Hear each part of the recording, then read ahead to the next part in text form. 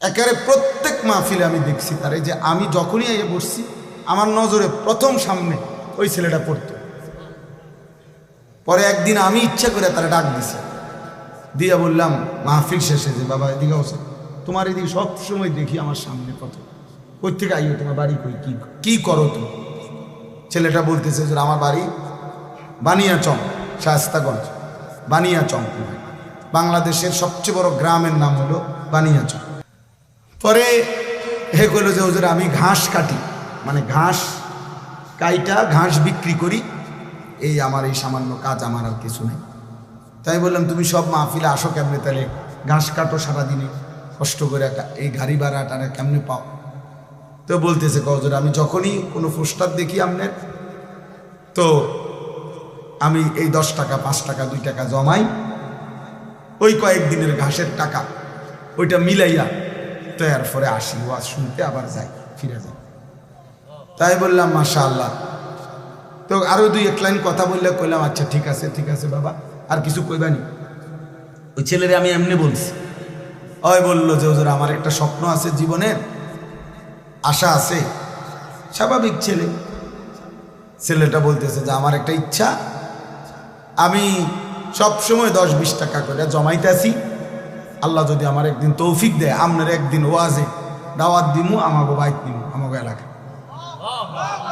পরে আমি কইলাম যে ড্রাইভারের কইলাম অক্ষণ গাড়ি থামো, অক্ষণ হের ওয়াজের ডেট দাও। পরে নিজে ডেট দেখা পরে আমি বললাম ধরো তোমার ডেট দিলাম আর সাঁদাও দিলাম, মানে মাহফিলের বাবদ আমি আমার থেকে কিছু টাকা, যত টাকাই হোক দিছি আমি, দিয়া বলছি ধরো দিলাম, আর হাদিয়া ওয়াজের টেহা লাগতো না কিছুই, ধরো আমি তোমারে আরো দিব, আরো টাকা, অসুবিধা নাই, আর তুমি ওয়াজের আয়োজন করো, ওয়াজ হোক জিডেই হোক, তোমার ঘরে হোক উডানে হোক, আমি যাবো। এরপরে আমি গেলাম গত বছর এই বানিয়াচং তার মাহফিলে গিয়া দেখি ওই উপজেলার সবচেয়ে বড় হাই স্কুল মাঠে মাহফিল, একেবারে যদি কম হইয়া থাকে লোক আমাকে 20,000 লোক, মানে আমি সত্যি করে স্টেজের মধ্যে যদি আলেম কম হইয়া থাকে 3 থেকে 400 আলেম হয়ে গেছে স্টেজে, এই স্টেজের ওই থেকে ওই পর্যন্ত বড় বড় আলেম, বড় বড় হুজুর, এগুলা কি জিন না মানুষ, আল্লাহ কি দিবেন? আমি বললাম জুবাইর এটা কি তা, কার মাহফিল, কোনটা এটা? হুজুর আমার যেটা ডেট দিয়েছেন সেইটা। আমি তো পরে হুজুর আমি বলছি আমার মাহফিল আর আমার হাতে নাই, এরাই সবাই মিললে এই মাহফিল এটা এত বড় করে দিচ্ছে। এক ঘাস কাটুন না, আমরা মানুষের তো তিরস্কার করেও বলি যে বেটা ঘাস দিয়ে কাটো, কিন্তু ওই ঘাস কাটুন নেই, এত আলেম, সব আলেম। আমি অনেককে জিজ্ঞাসা করছি, খেলাফত মজলিসের যে দেওয়াল গরিমার কাজে খেলাফত মজলিসের যিনি আমির সারা বাংলাদেশে, ওনার বাড়ি ওই বানিয়েছেন, হুজুরও ছিল, মাওলানা নাসির উদ্দিন আনসারি সাহেব ওয়াজ করে যে উনিও ছিল। আমি বললাম তো আপনারা আমরা আসলে চাইতে আইছি কারবারটা যে তার দাওয়াতে আইলেন কেমন? এই জন্য বলার উদ্দেশ্য হইটা, প্রিয় ভাই, কিশোর নওজোয়ান সোহবত সান্নিধ্য, এই আসা যাওয়া নজর, এর বরকত আছে, 2-4 লাইন পণ্ডিতি কথা আমরা সবাই জানি ভাইয়া, তোমরাও জানো, কিন্তু জিন্দিগিটা পরিবর্তন হওয়া দরকার। মালুমাত আছে অনেকের, ইলম নাই সবার, অর্থাৎ কিছু বিষয় জানে এটা সবাই, কিন্তু আমলের সাথে এলেম বলা হয় যা আমলে পরিণত হয়। এজন্য উর্দু কিতাবে আমি পড়ছি, বুজুর্গানে দ্বীন বলে কোরআন হচ্ছে ইলম, মুহাম্মদ আরবি সাল্লাল্লাহু আলাইহি সাল্লামের একটা সুন্নাত হচ্ছে আমল। অর্থাৎ কোরআন যা বলতে চায়, যা শুনাইতে চায়, যেভাবে গড়তে চায়, আল্লাহ তাআলা যা চেয়েছেন তার বান্দার কাছ থেকে, মুহাম্মদ আরবি সাল্লাল্লাহু আলাইহি সাল্লামের জিন্দেগি তার পুরা প্র্যাকটিক্যাল নমুনা এটা। এজন্য দোস্ত, সবার কাছে আজকে একটাই ছোট্ট নসিহত, প্রত্যেকেই কোনো না কোনো আলেমের সাথে, আল্লাহওয়ালা মুত্তাকি আলেমের সাথে সম্পর্ক করে। যুবক হোক, বৃদ্ধ হোক, হুজুর হোক, পাবলিক হোক, শাইখুল হাদিস হোক, শাইখুল মাশায়েখ হোক, কোন আল্লাহওয়ালার সুহবত থেকে কেউই মুস্তাগনি, অমুখাপেক্ষী হওয়ার সুযোগ নেই। এটা উচিত। তাহলে কাজে বরকত হয়, খেদমতে বরকত হয়, ইলমে আমলে বরকত হয়, জিন্দেগিটা আখিরাতওয়ালা হয়, আখিরাতওয়ালা হয়। কোরআনুল কারীমের মধ্যে আছে, আল্লাহ তাআলা বলছেন, আল আখিল্লাউ ইয়াওমাইদিন বা'দুহুম লিবা'দিন আদুউন ইল্লাল মুত্তাকিন।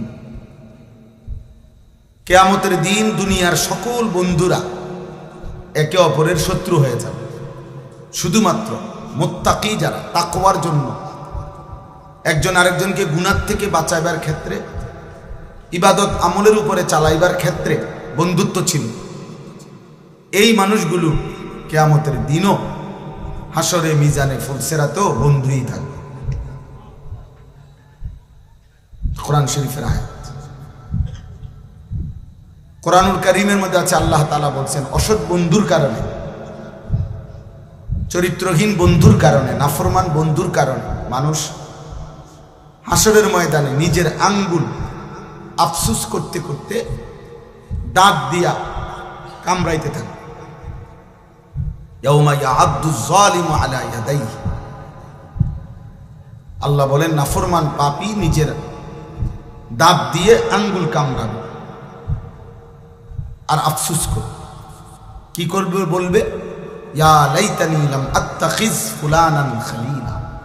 হায় আফসুস, আমি যদি ওই অসৎ লোকটাকে বন্ধু না বানাইতাম, যে সকাল থেকে এত লম্বা সময় তার সাথে চললাম, অথচ সে একবারও বলল না যে দোস্ত আমরা দুজনেই মুসলমান, চলো না আমরা নামাজ পড়ি, একবারও মুখ দিয়ে আসলো। তাইলে এই অসৎ চরিত্রহীন বন্ধুর কারণে নাফরমান পাপী আঙ্গুল দাঁত দিয়া কামড়াবে। অসৎ সংখ্যা। ইকমালুস সিয়াম কিতাবের মধ্যে আছে, এই সোহবত, সান্নিধ্য, কোনো জায়গার মধ্যে যদি পায়খানা লাগে, একটু পায়খানাই লাগছে কোনখান থেকে, এটা দুর্গন্ধ শুধু ওই জায়গাটাতে না, বরং বাতাসের মধ্যে পর্যন্ত দুর্গন্ধ ছড়িয়ে যায়, ফলে অন্য মানুষ নাকে লাগে দুর্গন্ধ। মানুষ তখন বলে, কি রে এখানে কোথাও দুর্গন্ধ? বোঝা গেল দুর্গন্ধ এটা বাতাসকে পর্যন্ত পরিবর্তন করে ফেলছে। আবার কোথাও আতর থাকলে আতরের এই সুঘ্রাণ বাতাসের মধ্যে পর্যন্ত ছড়িয়ে পড়ে, ফলে মানুষের নাকে লাগে আতরের ঘ্রাণ। আতরের ঘ্রাণ নাকে লাগে, অথচ এইটা কোনো তার নাকে লাগায় না, এটা বাতাসের থেকে তার নাকে লাগছে। এই জন্য সোহবত, সান্নিধ্য, ভালো কিংবা মন্দ, এটা আবহাওয়ার মধ্যে পর্যন্ত আসর করে, প্রভাব বিস্তার করে। এজন্য দোস্ত, এটা খুব জরুরি। সান্নিধ্য, আল্লাহওয়ালাদের সোহবত, নেককার মানুষের সান্নিধ্য।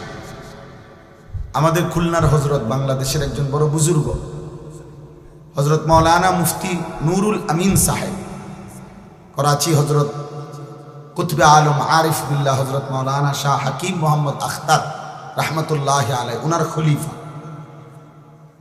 হজরত বলছেন, প্রত্যেকটা মুসলমানের উচিত কমপক্ষে নিজ নিজ মহল্লা ইমাম, মুয়াজ্জিন, যারা সত্যিকার তাকওয়ার সাথে আল্লাহর ঘরের খেদমত করে, নিঃসন্দেহে তারা আল্লাহওয়ালা। হজরত বলেন, ওই মহল্লার মানুষের উচিত ওনাদের সাথে হলেও ওনাদের সান্নিধ্য, সোহবত, সাহচর্য গ্রহণ করা, ওনাদের কাছে হলেও কিছুক্ষণ বসা। হোক তিনি ইমাম, সব হুজুর রে, সব আলেম রে, সব বক্তারে সবাই চিনতে হবে সারা বাংলাদেশ, এটা কোনো জরুরি। এটা কোনো জনপ্রিয়তা একটি ধোঁকা, জনপ্রিয়তা একদমই ধোঁকা। জনপ্রিয়তা ইতিপূর্বে অনেকের ছিল, এখন নাই। এখন যাদের আছে তাদেরও কয়দিন পরে থাকবে। অতএব জনপ্রিয়তা কিছুই, জনপ্রিয়তার দ্বারা বক্তারও ফায়দা হয় না, শ্রোতারও ফায়দা। আমারে মনে করেন 1 কোটি মানুষ চিনে, তো আমার কবরের আযাব মাফ তো আর কি লাভ? তা আমার জনপ্রিয়তা দিয়ে কি, আমার সবাই চিনছে তো বুঝলাম, তারপরে 10 কোটি মানুষ চিনলে আমার কবরের আযাব মাফ, তো লাভ হলো কি? তা আমি আর এই জনপ্রিয়তা দিয়ে কি করবো?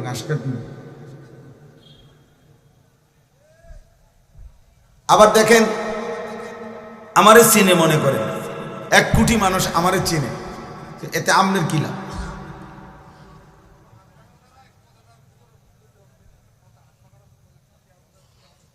বুঝছেন? ঠিক আছে, ঠিক আছে, মাশাআল্লাহ, জাযাকাল্লাহ। মানে এখন আমারে মনে করেন 1 কোটি মানুষ চিনে, এতে আমনের কি লাভ? চিনে আমারে না, তো আমনে লাফান কি? বুঝেন নাই কথা?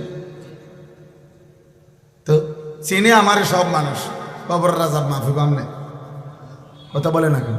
তো তাইলে বক্তার কি লাভ, শ্রোতার কি লাভ? ঈমান আমলের ভিত্তিতে, তাকওয়ার ভিত্তিতে বক্তারও লাভ, শ্রোতারও লাভ। সেজদা দিলে আমারও লাভ, আপনাদেরও লাভ। গুনাহ থেকে বাঁচলে আমারও লাভ, আপনাদেরও লাভ।